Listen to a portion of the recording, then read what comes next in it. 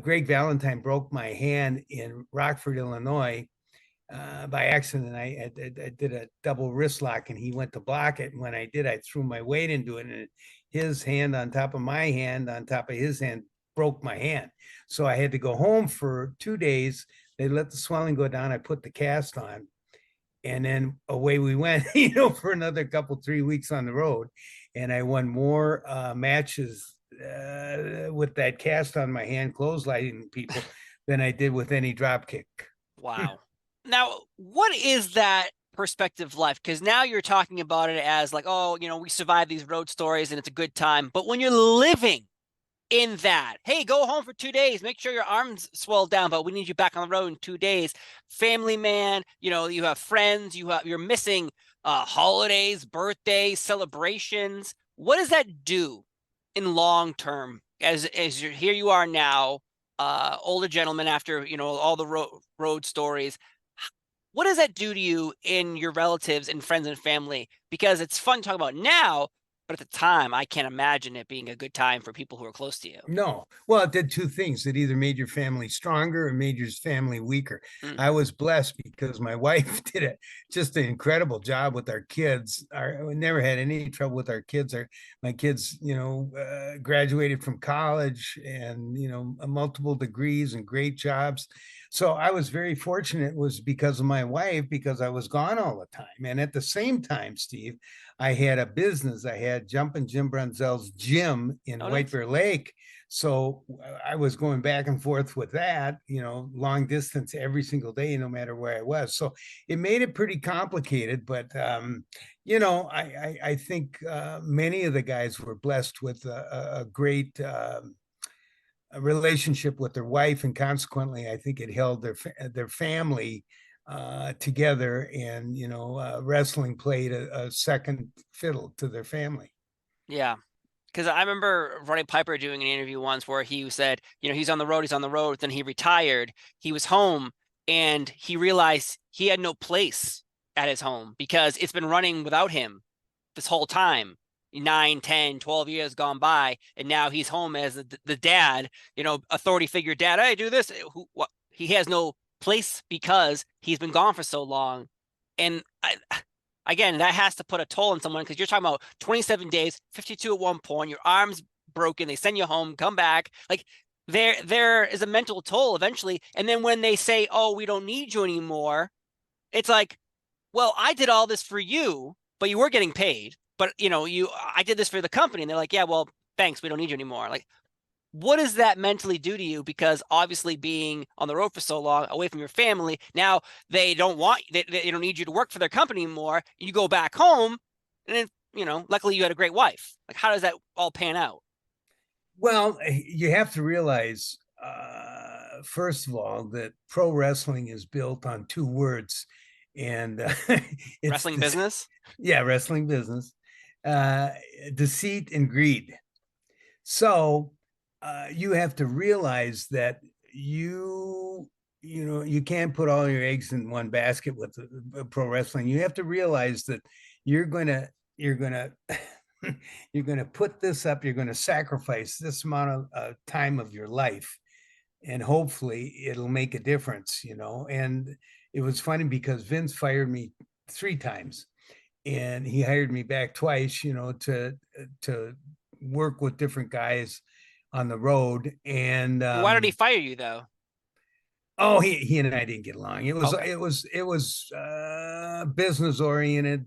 I questioned the way he paid, and really, I mean, when you look at pro wrestling, it's one of the biggest organizations, as far as money making, and we still have no union. I mean, we're independent contractors. So independent contractors, all Vince has to do is say, okay, here's your pay. That's it. There's no there's no workman's comp, there's no insurance, there's no retirement, there's no benefits. So, you got to save your money and realize that at the end of the train, you better hopefully prepared yourself, because pro wrestling prepares you for nothing. Mm-hmm. Nothing. Unless you can go back and work, for Vince like some of the guys did, that good for them. But I just couldn't do that. And he and I just didn't get along. So that's the way it worked. Well, I know you were part of a class action lawsuit where involved, I believe it was more about concussion protocol and just not protecting your workers while being injured. Yes. Many wrestlers joined that, Demolition, I believe Raven, a few others here, obviously a bunch because it wasn't just one person. No, it's 50 or 60 guys. And what was the reasoning behind you doing that for the workman's comp of, hey, I'm out here busting my butt, injuring myself, and you don't seem to care? Well, here's the whole premise of the whole lawsuit was, Steve, was the fact that uh, a number of us sustained, head injuries, whether it be concussions, knocked out, etc., Yeah. over our career with the WWE.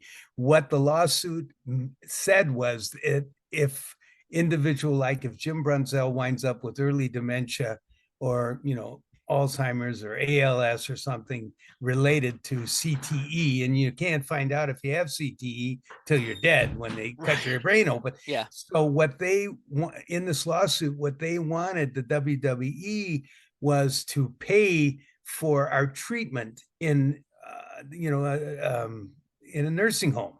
That's basically what it was.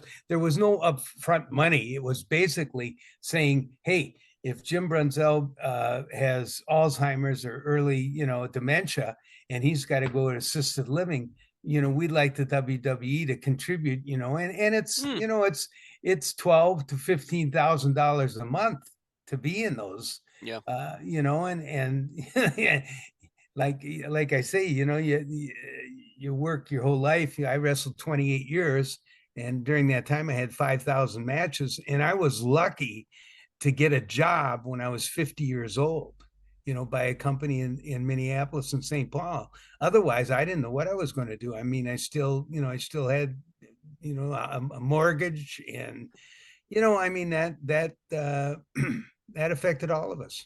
Right.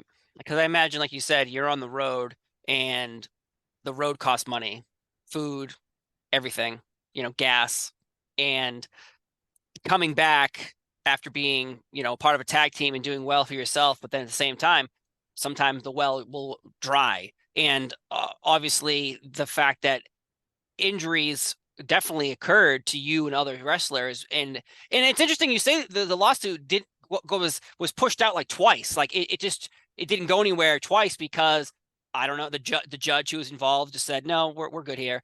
But That's yet, because he was in Stamford, Connecticut, the home of WWE. was the trial in Stamford, Connecticut? Yeah, it was a local doggone judge, and he just threw it out. So, I mean, there still might be something down the road. I know this lawyer. He's a Greek.